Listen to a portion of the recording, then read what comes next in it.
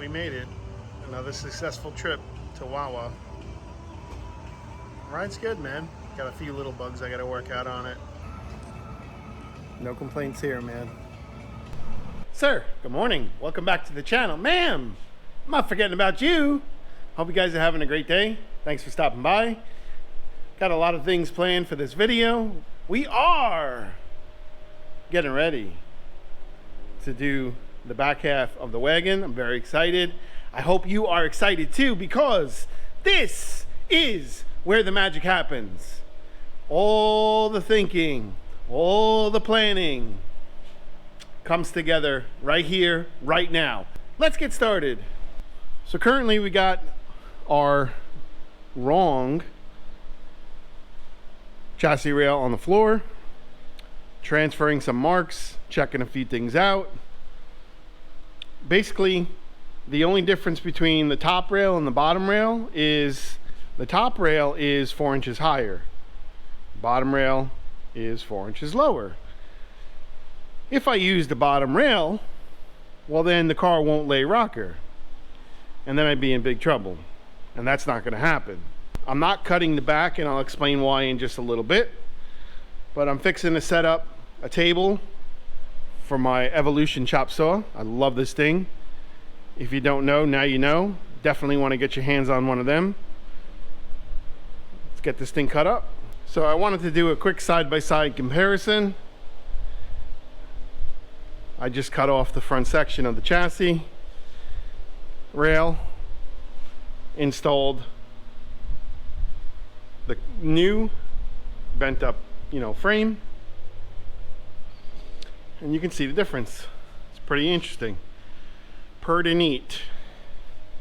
Pretty neat. And she looks great, man. I'm gonna go over some measurements too, why we chose that exact bend, but it'll make more sense in just a little bit. Why I chose Watts link in this video, why I'm choosing to do a trailing arm in this video. Everything is going to get explained in this video. All right, guys, spent a good portion of the morning setting things up, leveling, checking. Our engine is center. We've got 42 inches from corner to corner. 21 inches is half of 42. Our transmission is lined up center. I rested a piece of angle iron on the back sides of the frame rails. We've got 14 inches from the angle iron to the stiffener on both sides. Our frame rails are set to 0 on both sides. We had to add a brace in to pry open the frame rails a little bit because it wanted to naturally pull the frame rails in. So we're basically ready to go. Frame is level. I checked it with my 4-foot. I checked it with my my digital level, and we're gonna put some tacks and get this thing popping.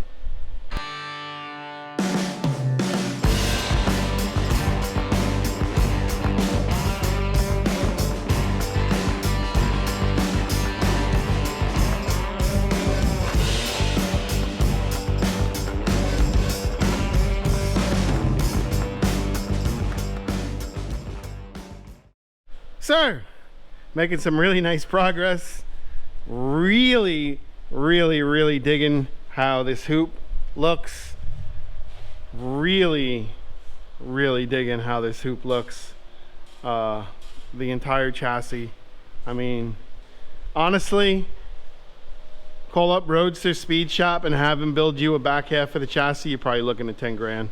I don't doubt it, 100%, by the time you factor in all the 4-link brackets and all that other stuff, and their labor and body mounts and all that stuff, and 3-link or excuse me, Watts link. This is gorgeous. This is absolutely gorgeous. So we just took a stock chassis, set it on the table, added stiffeners, made a tubular transmission mount, cut out exhausts, cutouts to run a muffler in the center of those, and look at what we've got. This is incredible. Really, really, really incredible, all things considered. So now look, don't get it twisted. There's a lot of work, and I mean a lot of work that went into this here chassis. A lot of thinking, a lot of planning, a lot of ironing out details. You know, it requires a big brain. And I'm not lying. I'm not saying that I've got a big Einstein brain or something. There's a lot of shit that goes involved in doing what I just did. If you've got that capability or that, you know, that drive to want to do this, frame rails, stiffener, back hoop, you're looking at $2,000, you know? At the end of the day, when you're all said and done, this chassis, it's a masterpiece. Wait until I start building the jungle gym over the back axle for the airbags.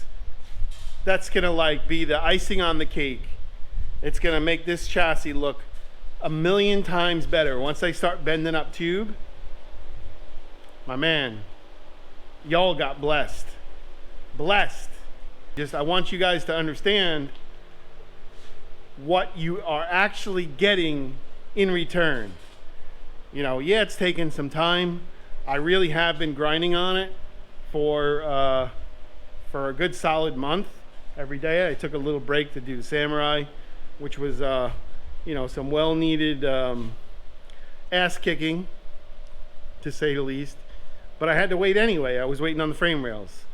So I am really happy how this is coming out. I'm gonna smooth out these welds. I think tomorrow I'm going to start on the 4-link and the airbags. And then the next day, more likely the jungle gym. I've got to do some mathematical figurations, which we're gonna go take y'all to school on why, where, who, what with the 4-link. Well, excuse me, 2-link, Watts link. I don't know, what do you call that? 4-link? I don't know. Put in the comment section. What would you call it? I really don't. I don't know. I don't care. It's not gonna make me sound like an idiot, to be honest with you. But all seriousness, I am extremely happy how this chassis is coming out. So we're gonna do something fun. We are gonna do something fun. I'm gonna throw out a clip from a movie, one of my favorite all-time funny movies, and I want you to tell me in the comment section who it is, and if you answer correctly, or the name of the movie, I will owe you a beer. I'll owe you dinner of some sort when I see you at a show. But most of all, I'll mention you in the video. So here it goes. Lord loves the working man. Don't trust Whitey. And see a doctor and get rid of it. If you can tell me what movie that is, you're a goddamn boss. Let me get back to work. Whenever I bend tube, I clean it with acetone, get any grease off it, and I mark every inch. Sorry, it's very hot out. So this is an inch, that's 10 inches, 20 inches, 30, 40. It's important that I know where to stop and start. That way I can duplicate my bend.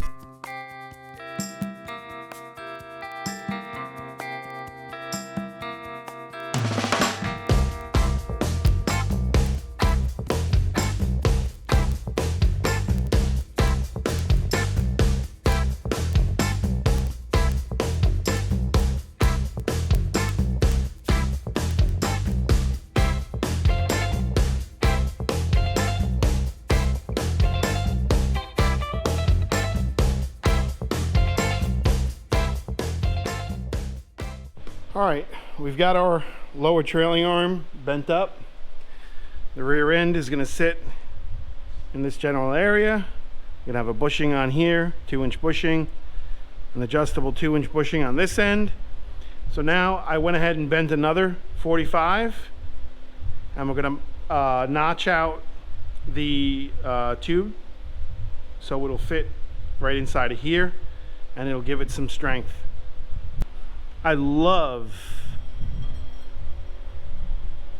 when a plan comes into action.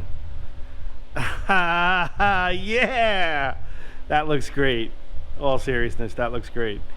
So we got to notch out that end. I need to figure out how much more I've got to cut off the front side, and we've got one trailing arm made up. So we're almost there. Our second trailing arm is 80% complete. We got one more bend we've got to put into it. We're going to put a 90 into it. I just want to show why I put 1-inch numbers on here. So for argument's sake, this pipe I started with I want to say it was like 5 extra inches of tail I ended up cutting off. So if you look, you got 5, 6, 7, 8, 9, 10. Then you've got 1, 2, 3, 4, 5, 6, all the way up to 10. So 1, 2, 3, 4, 5. This mark is right here. Those are the same. So instead of wasting material, that's why we put these 1-inch marks on here. 30 here is actually 25. So you've got 25, 26, 27, 28, 29, 30, 1, 2, 3, 34. So realistically, I could cut this at 34 inches right here and have all that material left. But what I'll do is just to play it safe, I'll add another 2 inches. It's better to have more than less, but I don't want to be, wasting a ton of material. So I'll cut it at 36 inches right here, and then I'll have all that pipe left over. And then once I bend this 90 into this last trailing arm, then we'll be complete. And then we can clean up our ends, weld them up onto here, and we'll be good to go. One thing I'd like to point out really quick, am I a professional pipe bending guru? Absolutely not. But I learned from my mistakes, and practice makes perfect. The more you do something, the better you get at it. So can it be a very costly lesson to learn? Absolutely. You always, this shit, when you start bending up pipe because of how expensive it is, slow your roll down. Well, I messed up. Let me show you what I did. So all that chit chat about not wasting material, I shot myself in the foot. I have to add a piece on because I got to go 9 inches off this bend. So 1, 2, 3, 4, 5, 6, 7, 8, 9, which is basically right here. By the time this slides through the die and onto the clamp of the die, I had no material. So easy fix. I'm gonna weld on a little piece. It don't have to go crazy, just enough so I can get it into the clamp, and then I can bend it. You can see the weld right there. It's too hot right now. I want to cool it off, so I'm gonna let it sit. It's all ready to go, ready to bend. I kind of half-assed the last one and she didn't hold. This is some pretty thick wall tubing, so I don't know, man. If that weld holds, then pretty good, but we'll see. All right, that was successful. There's a lot of pressure that goes into bending this pipe, especially the pipe, the diameter of this pipe. With all seriousness, that's impressive. Okie dokie, artichoke. So now I can go ahead and cut this on my mark. We've got 2 identical trailing arms. I gotta trim this right here. Probably gonna have to trim it more anyway, but that's not important. This is important because we're gonna weld a bung on this. But beautiful. Just got done tapping out the DOM. So now we can screw our joint in the end. I sliced my finger open. I don't know if you can see that on the corner. It was a sharp piece of metal, and I was spinning this and my finger went around it. Well, it's starting to come together. I've got to make a new bracket for the chunk to keep the chunk at 0. Chunk is center section. My bar is hitting it right now. It's not allowing the bar to sit flush to the bottom of the chassis. So, got to get this thing out of here. And we got to work on rear brackets along with center swivel mount for adjustable pinion angle. I like it, man. That's gorgeous. Again, being creative, thinking outside the box. You have to when you build custom one-off parts, you know. So now we're going to work on getting this zeroed out, this bar. I got to put some levels on it, and we're going to make a bracket using cardboard to secure that bushing onto the rear end. So more than likely, I got to narrow this a little more, and then this will probably come, I don't know, something like this, and then our hole would be for our bolt, but I'm gonna fool around a little bit.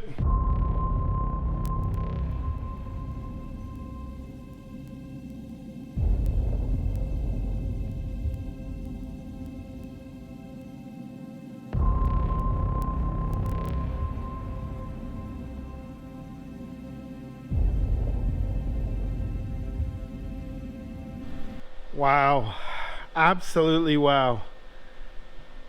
Man, I'm super jealous. I'm not gonna lie, this is gorgeous. I wish this was my car. I wish I could take credit for it. Well, I am taking credit for the work, but it's not my car. Dang it. We've got about 4.5 inches of travel. The rear end is gonna end up hitting the top side, well, the bottom side of the frame rail, which will be right here. So this is set at ride height. Trailing arms are set parallel to the ground, to the chassis, set at ride height. And you may say to yourself, that's not gonna work. The rear is gonna roll forward because there's nothing holding the rear. Well, I'm not finished. I had to say it like that just because I'm waiting on Thor Brothers to call me back. But what I'm gonna do is bend another 90 off of here, coming to here, the top side of the rear. And what that will do is this will be adjustable. This will allow you to clock your pinion, not by a whole lot, you know, maybe plus 3 degrees up, plus 3 degrees down, who knows. You really don't need much. It's set at 0. The tranny and the engine are set at 0 right now, currently, I believe, or maybe like 1 degree. It's been a hot minute. Hey, let's find out.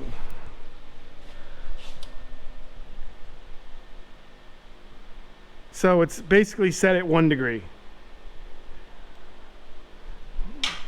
So, getting back to what I was saying, I got to go to the hardware store. I've got to get some hardware for the Watts link. Bolts are too short. I need to get hardware for the trailing arms. Those bolts are too short. I need another one for this side. The ones down here are good. I ended up using my ends from my Watts link kit for my Samurai. So they'll just have to replace them. These ends and those ends. Man,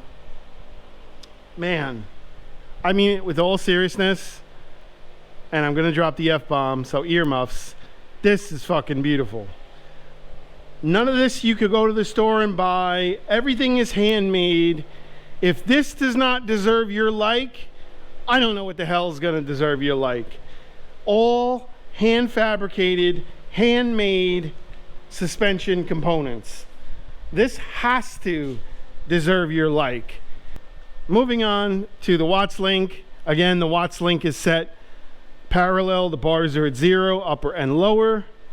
lower bar is slightly shorter than the upper bar, purposely because I wanted more meat on that bracket. Obviously you can see how ginormous that bracket is coming off the bottom side of the chassis.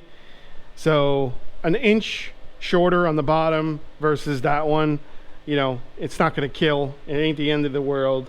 I ain't worried about it. I know it's going to be strong. I know it's going to be beefy. Nothing's permanently welded. What I did was I installed this here bar temporarily. Now it comes out to square up our mount for the upper, square up our mount for the lower, and that is money. That is absolute money. So there's a couple other things that I'm missing that I don't want to talk about because I want to save it for the next video. The next video is going to be airbags, jungle gym, and all that fun stuff. So there's a couple other things I want to go over. A triangulated 4-link, you would have your tabs mounted here, or you'd have your tabs mounted here, and you could have a bar going in like this, one here, or you could do a wishbone setup, which would have connected here to a center. But the problem with that is you run into clearance issues with the rear seat. I'm not taking no chances. I already know that I've got to cut the floor out. I've got to tunnel it right here. Pinion on the rear is hitting a portion of the floor. So by running a 4-link bar like so, yeah, I'll show you, hold on, and we'll just use this for argument's sake. Okay, even if we went here, which I would have probably rather have gone there, this is not too great of an angle to stabilize. You're going through the back seat of the wagon. You're not going to have any rear seat whatsoever. So, and again, if you would have done it like this, you're still going to be faced with the same issue. So again, even if I made shorty little bars, when we raise and lowered the suspension, you'd have all sorts of pinion issues, which we're doing this to avoid. So I don't want any pinion issues. They don't want any pinion issues. And that's why we're doing a Watts link with a trailing arm setup. And again, there's another reason. I want you to use your imagination. What is going to go right here? I don't want to say it, but I want you to use your imagination, and you can tell me what's going to get mounted right here. I know you know what's going to get mounted right there, there, and there. We're not going to say it. We're going to save it for the next video. But it's all going to tie together, and it's going to be a pretty bitchin' chassis. So just take it in and see. A lot of hours that went into getting this where it is. A lot of hours. A lot of welding still left. I only have stuff tacked just in case if there's an issue and I've got to cut something off. Our mounts are flush with the bottom of this bar. That's why this piece of steel is there. I don't want them to be grinding off any of their mounts. So guys, I mean it in the most sincerest way. If you like the build, comment down below. Hey, I feel what you're doing. I'm liking it. If you don't like the build, comment down below. Why on earth would you do that to a 56 wagon? Either way, you ain't gonna hurt my feelings. Please comment down below. Your opinion matters. So that's gonna end it for this video. I wanted to do a little more, ran out of time. I'm gonna start uploading every Thursday and every Saturday. That's the game plan. I'm gonna try and stick to it. And there's a reason why. I just don't want to get into it right now, but I hope you enjoyed this video.